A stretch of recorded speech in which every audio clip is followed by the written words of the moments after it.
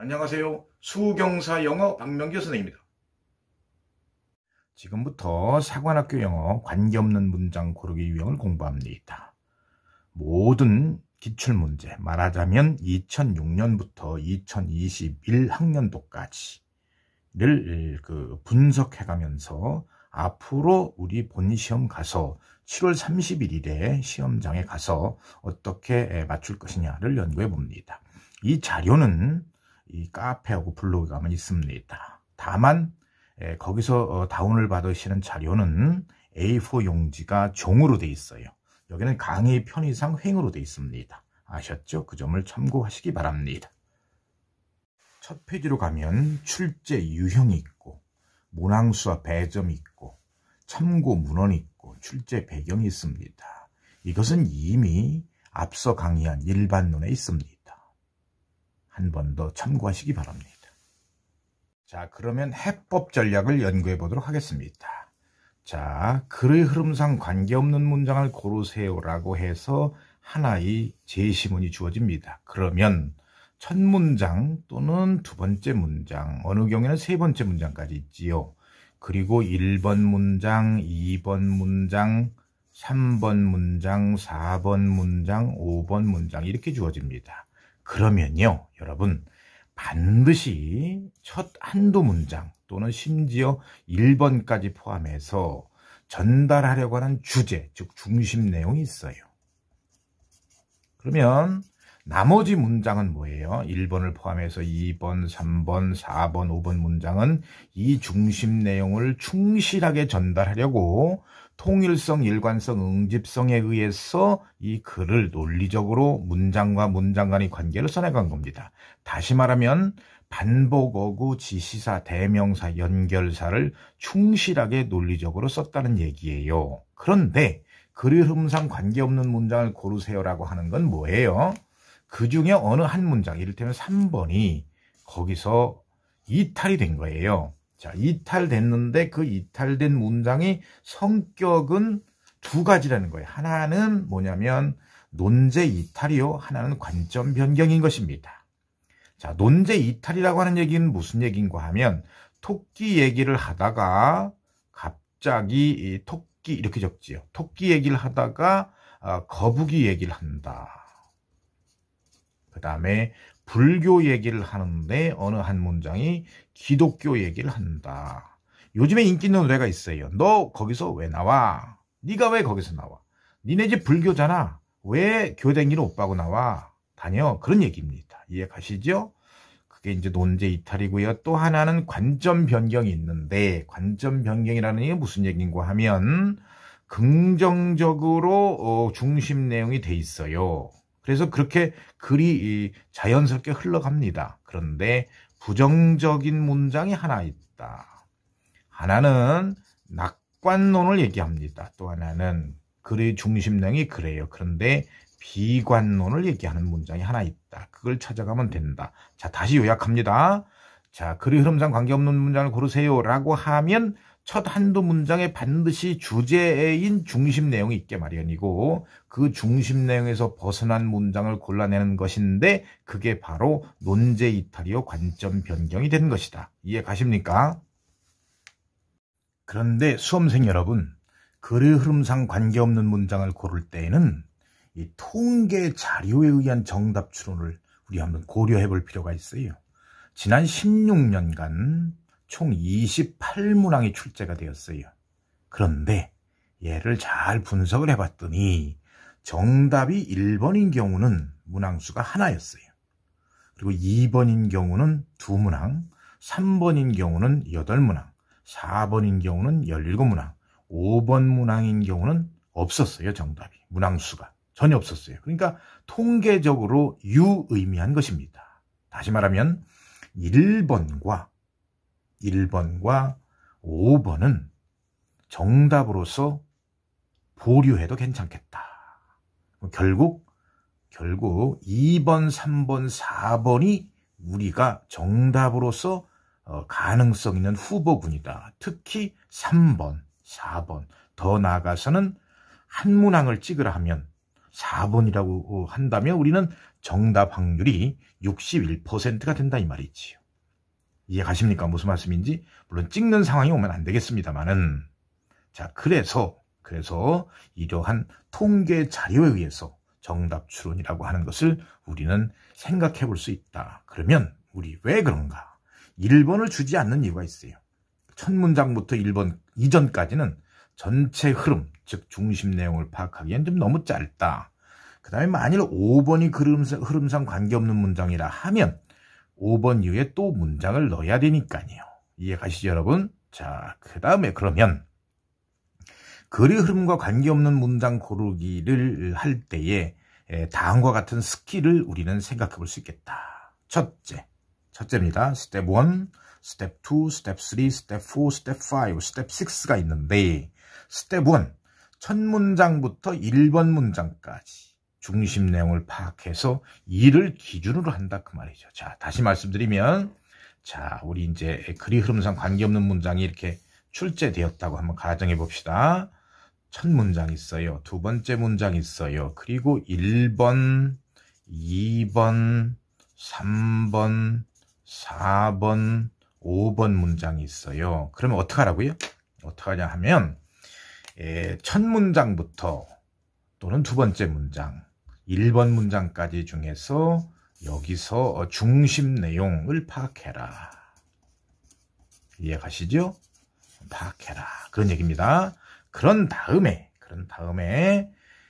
스텝 2, 1번과 5번 문장은 보류해라. 왜? 여기 통계 자료가 있잖아요. 여기. 그죠? 보류하는 이유가 여기 통계 자료가 있단 말이에요. 1번하고 5번은 보류했어요. 보류해도 확률적으로 문제가 없다. 그런 얘기입니다. 그 다음에 이제 2번, 4번 문장들을 빠른 속도 읽어가면서 지시어와 대명사가 포함되어 있으면 보류해라. 예컨대 지시어가 뭐예요? This, that, those, such, 또는 뭐 the same 이런 단어가 들어가 있는 문장이라면 보류해라. 왜요? 지시어가 대명사가 있는 문장은 앞문장과 관계가 높다는 거예요. 자, 1번 보류했어요.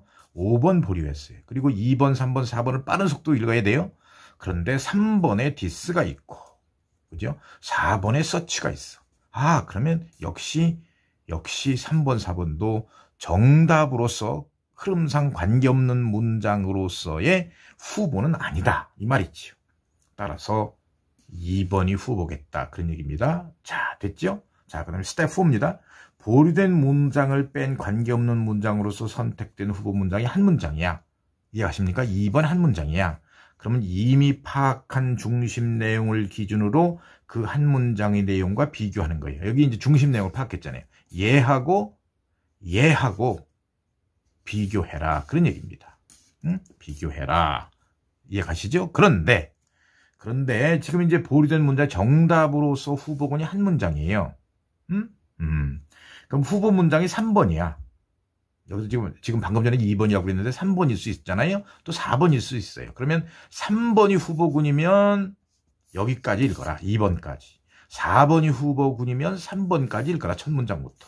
그리고 대조하는 것이 더욱더 안정적인 정답을 낼 수 있다. 그런 얘기입니다. 이해가시죠? 자, 그 다음에 스텝 5. 보류된 문장을 뺀 관계없는 문장으로서 선택된 후보 문장이 두 문장 이상인 경우 이미 파악한 중심 내용을 기준으로 후보 문장들 각각의 내용과 차례로 비교한다. 이게 이제 무슨 얘기인가 하면 이런 얘기입니다. 중심 내용을 파악했어요. 후보군이 2번, 3번, 4번 세 개일 수 있잖아요. 그러면 이 중심 내용하고 2번하고 비교하는 거고, 그 다음에 3번하고 또 비교하는 거고, 또 4번하고 비교하는 거 그런 거지요. 절대로 이 중심 내용이 기준인 거지 1번하고 2번, 2번하고 3번, 3번하고 4번, 4번하고 5번 이렇게 서로 각각의 문장을 비교해서 안 된다. 대단히 이게 중요한 내용입니다. 그죠? 1번, 2번, 3번, 4번, 5번 문장끼리 상호 비교는 절대로 하지 마라. 그 점을 이제 유념하셔야 되겠고, 그래서 글의 흐름상 관계없는 문장을 골랐어요. 그러면 이 중심 내용하고 관계없는 문장이란 말이에요. 근데 그게 두 가지가 있다. 뭐예요? 논제 이탈이다. 논제 이탈. 그리고 관점이 변경된 거다. 논제 이탈과 관점 변경은 앞에 강의에서 이미 말씀드렸어요. 자, 그래서 이제 정답이 2번이라고 가정을 해봅시다. 그러면 2번을 빼고, 2번을 빼는 거예요. 이렇게 다 빼고 스텝 6는 뭐냐면 그걸 빼고 읽어가보라 하죠. 첫 문장, 두 번째 문장, 1번 문장, 2번 빼고 3번 문장, 4번 문장, 5번 문장을 읽어가보면 글의 흐름상 논리적 관계가 완벽하다는 거예요. 그죠? 만일 완벽하지 않아, 그러면 정답을 내지 못한 것입니다. 이해 가시죠?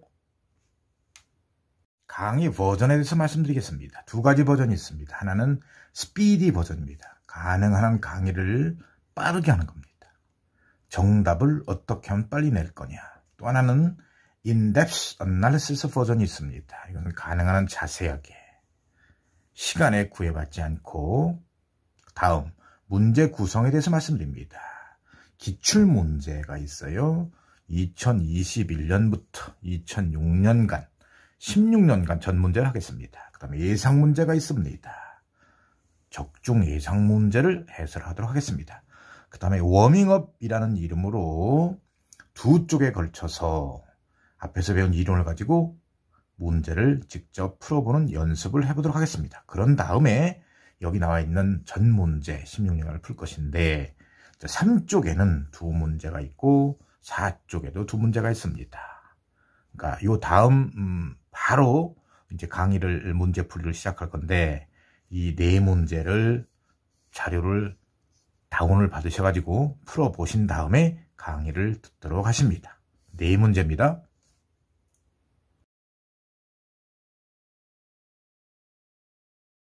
그러면 수험생 여러분, 워밍업이라는 제목 하에 네 문제를 풀어보도록 하겠습니다. 만일 풀지 않은 수험생이 있다면 풀어보고 오는 것이 더 유익할 것 같습니다. 자, 볼까요? 자, 그럼 봅니다. 글의 흐름상 관계없는 문장을 고르래요. 봅니다. 자기 자신의 행동에서 오로지 좋은 것만을, 그리고 다른 사람들의 행동에서 나쁜 것만을 보는 것은 인간의 공통된 약점이래요. 그리고 인간의 경험들에서 긍정적인 면만을 아니면 부정적인 면만을 인정한대요. 그렇다면 그거는 생산적인 것이 아니랍니다. 자, 그 다음에 세상살이 하면서 좋은 것만을 또는 나쁜 것만에 주목하는 것은 매우 유혹적인 일입니다. 그러나 그것은 좋은 과학이 아니랍니다. 그래서 우리는 이러한 실수를 해서는 안 됩니다. 긍정심리학을 발달시키는 데 있어서. 이게 무슨 얘기를 하고 있는 거지요? 나는 옳고 너는 그러다 라는 얘기를 하는 거지요. 근데 그것이 안 좋은 것 같다 그런 얘기입니다. 그렇잖아요. 그래서 한자로 옮겨보면 이런 거예요. 나는 옳아. 아, 시, 너는 글러, 타, 비. 이게 안 좋다는 거예요. 그렇죠? 이게 이제 중심 내용이라는 거예요. 나는 옳고 너는 그러다. 이거 참 매혹적인 거다. 그러나 그게 옳지 않다. 그런 얘기입니다. 이해 가시죠? 자, 그러면 계속 읽어가 보도록 하겠어요. 우리가 문제 푸는 요령 뭐였습니까? 1번과 5번은 보류해라. 그런 얘기예요. 그 다음에 2번, 3번, 4번 중에서도 지시사, 연결사가 있는 것은 보류해라. 2번을 봤더니 뭐가 있어요? this가 있네요. 역시 보류해라. 되겠습니까? 그 다음에 4번을 봤더니 these가 있어요. 역시 보류해라. 그럼 뭡니까? 그러면 후보 문장이 3번이란 말이에요. 이해 가십니까? 그럼 3번을 이제 해석해 보는 거예요. 자, 그럼에도 불구하고 과거에 그 병리학의 접근을 옹호했던 사람들은 그들이 인류를 그들이 묘사하는 데 있어서 편견이 있었고 뭡니까? 시야가 좁았어요. 결정적인 단어가 있네요. 시야가 좁았고 편견이 있었어. 다른 사람들이 잘못됐어. 근데 그게 잘못됐대. 이해 가시죠? 그러니까 중심 내용은 나는 옳고 너는 그르다 라는 것을 그렇게 하면 안 된다. 그런데 여기는 뭐라 그랬어요? 3번은 그럼에도 불구하고 과거에 병리학의 접근을 옹호했던 사람들은 인간을 그들이 묘사하는 데 있어서 시야가 좁았고 편견이 있었어요. 다른 사람들을 나쁘게 보고 있잖아요. 평가를 아주 나쁘게 하고 있잖아요. 따라서 정답은 3번인 것입니다. 중심 내용하고 배치되죠? 그러면 중심 내용하고 왜 배치되는 거예요? 논제 이탈입니다.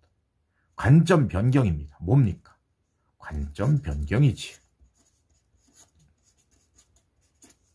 이해가시죠? 자, 그래 놓고 이제 확인해 가보는 겁니다. 자, 1번 가봅니다. 만일 우리가 과거의 병리학 모델의 원리들을 동의할 수는 없겠으나 되겠습니까? 그것들을 옹호했던 사람들이 무능한 학자요, 무능한 과학자요, 무능한 그 현장에서 일하는 사람이요, 그리고 서투른 사람들이다 라고 설명한다면 그것은 정확하지 못한 것입니다. 글의 흐름상 주제문과 글의 흐름이 같죠? 자, 그 다음 두 번째입니다. 대신에 이러한 과거의 그 패러다임은 뭡니까? 그들의 시대의 특정한 환경에 의해서 환경에 반응을 한, 더 여기까지는 이해를 수식하지요? 선의를 가진 똑똑한 사람들에 의해서 발전되었습니다. 좋아, 2번.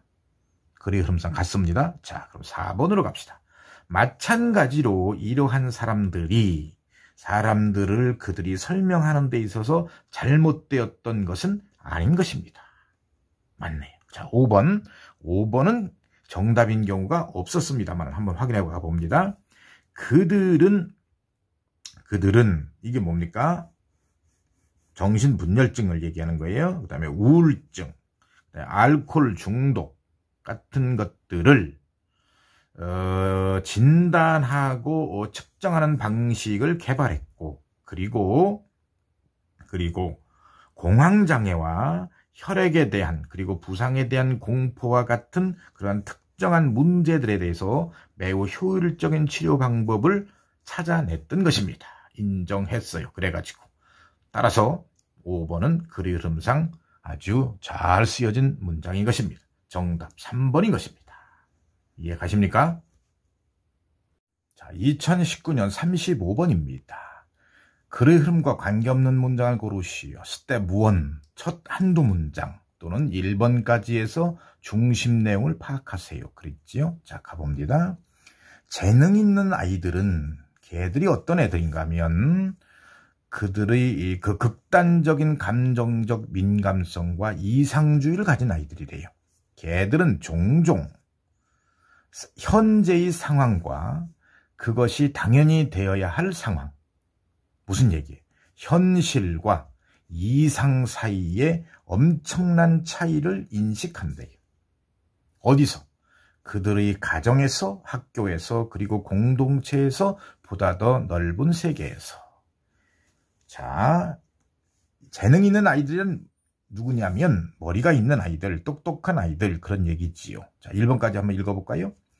그들의 그 민감한 지성과 날카로운 생각과 추리 능력 때문에 그들은 그들 자신들이 뭡니까? 평범한 탐욕, 가난, 부패, 폭력, 남용, 오염, 우의선, 그리고 사회의 많은 결점들에 대해서 날카롭게 인지하고 있다는 것을 압니다.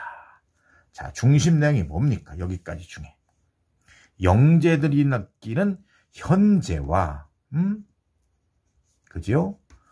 이상 사이의 괴리, 그렇죠? 괴리를 느끼고 실망하고 있다, 그런 얘기입니다. 자, 그러면 한번 가볼까요? 자, 2번 문장을 봅니다. 그러면 자, 우선 1번하고 뭡니까? 5번은 보류하라겠죠. 그게 스텝 2입니다. 스텝 1은 중심 내용을 파악했어요. 영재들이 느끼는 현재와 이상의 괴리, 그래서 실망하고 있다, 그런 얘기죠. 그리고 1번, 5번 보류, 그리고 2, 3, 4번 중에서 지시사, 대명사를 찾아라, 있네요. 그러니까 보류.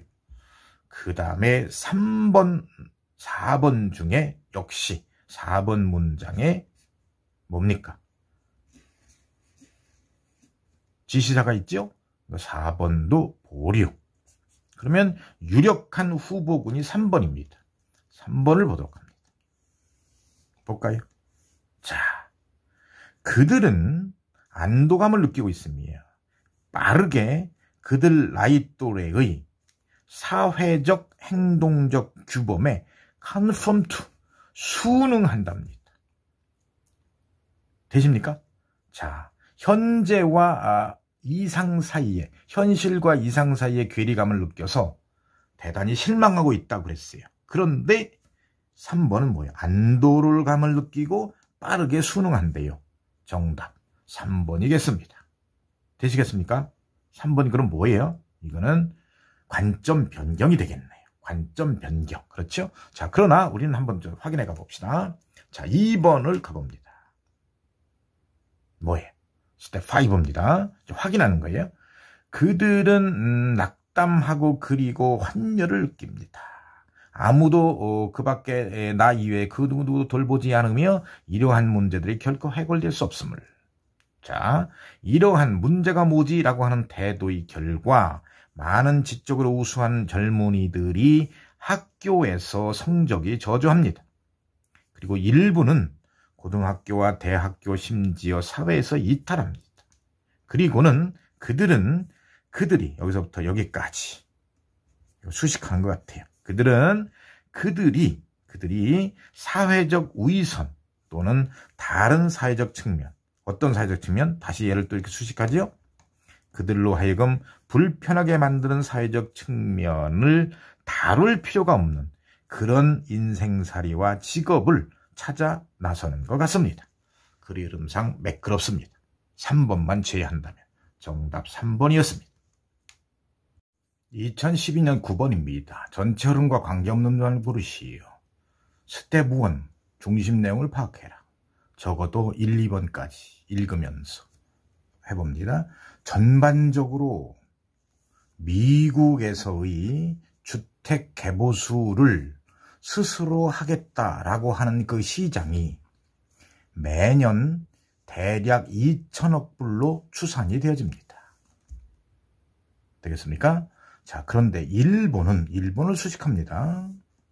어느 곳이냐면 그 주택들이 비교적 규모가 훨씬 작습니다. 그리고 가구들이 훨씬 더 드문드문하게 덜 갖춰져 있다는 거지요. 그런 일본의 경우 비교 추정치는 300억 불을 초과하고요. 독일의 경우 DIY 회사들은 330억 불이 매출을 올린답니다.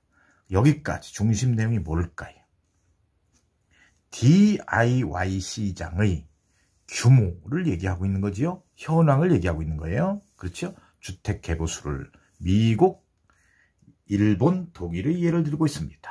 자, 그 다음에 스텝 2 중심 내용을 파악했으니까 스텝 2 1과 5를 보류해라 그랬죠? 자, 그 다음으로 갑니다. 이제 그 다음에 2번, 3번, 4번 중에 지시어와 대명사가 있는가를 찾아봐라. 있으면 보류해라. 2번 these가 있네요.